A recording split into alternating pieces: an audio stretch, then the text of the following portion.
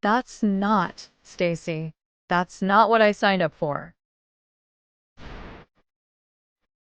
I am so sorry, the woman said, laughing under her breath.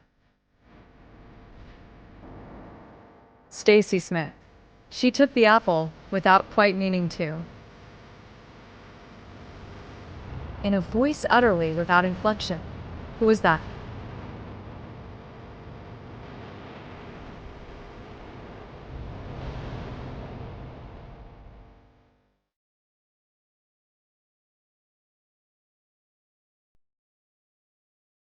Stacy Smith had learned, somewhere between the third fertility specialist and the divorce papers, that silence could be louder than screaming.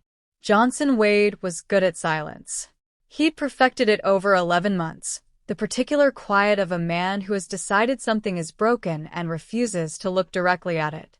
When the doctor had said the words unlikely to conceive naturally, gently, kindly, the way doctors say things that will end marriages, Johnson hadn't cried. He hadn't raged. He'd simply nodded, thanked the doctor, and driven them home in a silence so total that Stacy remembered counting telephone poles just to have something to do with her mind.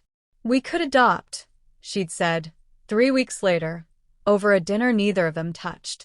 Johnson had set down his fork. "That's not, Stacy. That's not what I signed up for." "What did you sign up for, then?" He hadn't answered. That was the thing about Johnson. He never answered the questions that mattered. He answered logistics. He answered whose turn it was to take out the trash, what time his mother's flight landed, whether the Wi-Fi bill had gone up. But the big things, the ones that cracked a person open, he let sit in the room like uninvited guests until they finally left on their own. So Stacy left too. She packed 2 suitcases, a box of books, and a photograph of her grandmother, the only Smith woman, she used to joke, who'd ever had the sense to leave a man who stopped talking to her, and she drove to New York with her ponytail pulled so tight it gave her a headache for the first 100 miles. She never loosened it. Not once. It was, she would later admit to no one but herself, the only thing she could control in those days. The tightness of her own hair, the discipline of it, black and severe and hers. New York did not care that she was starting over. New York did not care about anything, which was exactly why she loved it within a week. She landed a job at Halden Media Group, mid-tier, ambitious, hungry, as a media analyst, and within 4 months had talked her way onto the assignment desk as a junior reporter. She was good at it. Better than good. She had the kind of eyes that made people want to confess things, blue and steady and unhurried, and a way of asking follow-up questions that made her subjects forget they were being interviewed at all. She was 29 years old, newly divorced, technically infertile, and for the first time in longer than she could remember, completely, terrifyingly free. She told herself that was enough. It was a Wednesday, unglamorous and gray, when Stacy first saw Rose Kingsley. Halden had sent her to cover a press conference at Zuck Conglomerate's downtown tower, some quarterly earnings nonsense, the kind of assignment junior reporters got stuck with because senior reporters had better things to do. Stacy had arrived early, badge clipped crooked to her blazer, coffee already gone cold in her hand, when the elevator doors opened on the 42nd floor and a woman stepped out like she'd been poured from something warmer than daylight. She was tall. Not quite as tall as Stacy, but close, with skin like polished mahogany and hair cropped short and braided in neat, deliberate rows that caught the light when she moved. She wore a charcoal suit that fit like it had been argued into existence by someone who understood tailoring as a language, and she was talking fast and low into a phone tucked against her shoulder, juggling a tablet, a folder, and, Stacy noticed, absurdly, a single red apple she hadn't taken a single bite of. No. Tell Ms. Zuck the Hendricks contract needs her signature by 3. Not tomorrow. Today. The woman stopped mid-stride, nearly colliding with Stacy, and looked up. For a moment neither of them said anything. Stacy would think about that moment for weeks afterward, turning it over like a stone in her pocket. The particular quality of the silence, the way the woman's dark eyes had gone wide and then, unmistakably, warm. Not polite warm. Not customer service warm. Warm like a hand finding yours in the dark. I am so sorry, the woman said, laughing under her breath, phone still pressed to her ear. Apple somehow now offered out towards Stacy, like a peace treaty. Rose Kingsley. I promise I'm usually better at not running people over. Stacy Smith. She took the apple, without quite meaning to.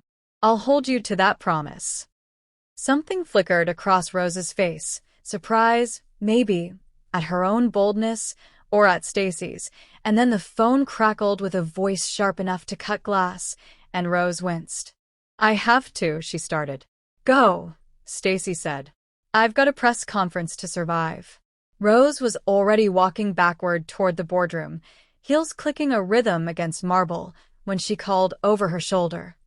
Try the coffee on 43. It's better than whatever's died in that cup you're holding. Stacy laughed. Actually laughed, a real one, the kind she hadn't produced in months, and watched Rose disappear through a set of frosted glass doors with Zuck Conglomerate's logo etched into them like a warning.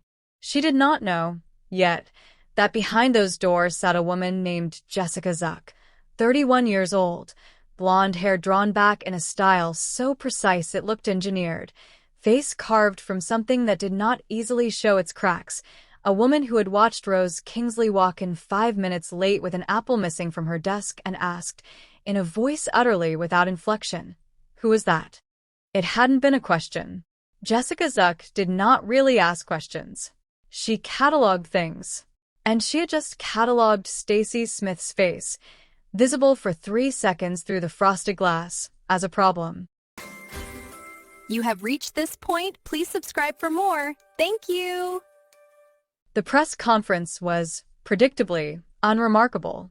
Quarterly numbers, a few canned jokes from the CFO, a room full of reporters checking their phones. Stacy took her notes on autopilot, her mind snagging every few minutes on a pair of dark eyes and a laugh she'd caused entirely by accident. She told herself it meant nothing. Women noticed other women all the time, an interesting face, a good laugh, nothing more. She'd been divorced for 4 months. She had a mortgage-sized hole where a marriage used to be, and a body the doctors had quietly filed under complicated. She did not have room, she told herself sternly, packing up her notebook, for whatever that had been. She believed this for exactly as long as it took to reach the lobby, where Rose Kingsley was standing by the revolving doors, Apple-S, holding 2 paper cups. You didn't actually get coffee, Rose said, by way of greeting, and held one out. So, I'm fixing that. It's the least I owe you for almost breaking your nose. Stacy looked at the cup, then at Rose's face, open and amused and entirely unguarded in a way that felt, somehow, dangerous. You didn't have to do that.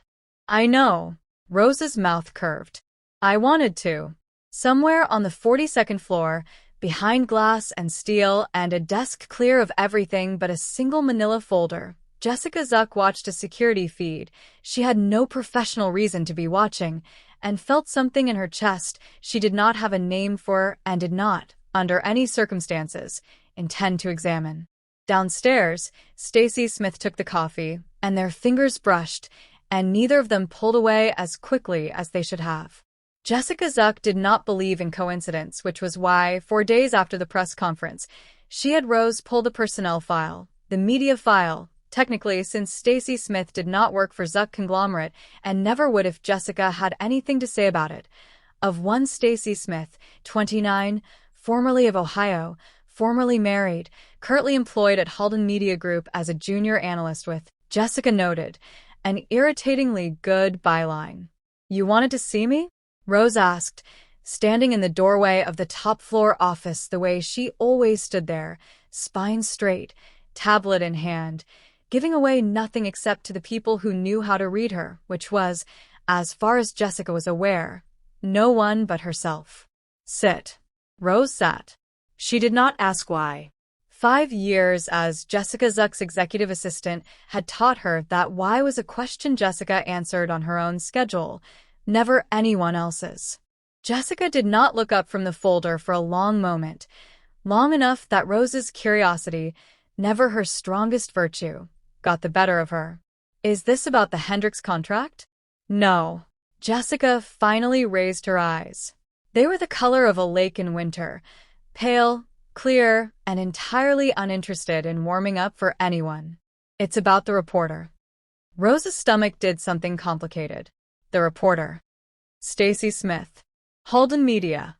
Jessica said the name the way she said everything, flat, precise, as though reading off an invoice. You bought her coffee. I nearly broke her nose with a revolving door situation that was entirely my fault, and coffee seemed like the professional apology. Rose kept her voice even, though something in her chest had started beating a fraction too fast. Since when do you monitor the lobby cameras for my coffee runs? Since a Halden reporter started loitering outside my building 4 days in a row. That, at least, was true. Rose had noticed it too, had told herself it was a coincidence, that Stacy's beat probably ran through the financial district anyway, that there were 1,000 explanations that had nothing to do with her. She had not let herself examine why the sight of that black ponytail through the lobby glass had made her pulse do something unprofessional. She's not loitering. She's a journalist. Journalists loiter for a living. Rose tilted her head. Are you worried about a story or worried about something else? It was a bold question. Rose knew, the second it left her mouth, that it was bold, bolder than 5 years of careful professional distance usually allowed her to be. But something about Jessica's stillness, the too careful way she'd said the reporter's full name, made Rose want to push, just once, at the edge of the ice. Jessica's jaw tightened, almost imperceptibly. I don't get worried, Miss Kingsley. No, Rose agreed softly. You don't. Jessica closed the folder. When she spoke again, her voice had dropped a register. Not warmer, exactly, but closer to something Rose had heard maybe twice in 5 years, late at night, over unfinished paperwork, when the mask slipped by an inch and nobody but Rose was in the room to see it. Keep your distance from her. That's not really your call to make. It's advice. It sounded like an order. For a moment the two women simply looked at each other, the CEO who did not lose arguments, and the one employee who had never once let her win one just to keep the peace. It was, Rose thought, half the reason Jessica had kept her this long. Jessica did not want an assistant who agreed with her. She wanted one who told her the truth, even when the truth was inconvenient, even when it was this. Rose.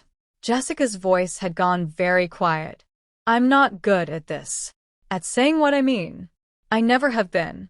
But I'm asking you, not ordering you, to be careful.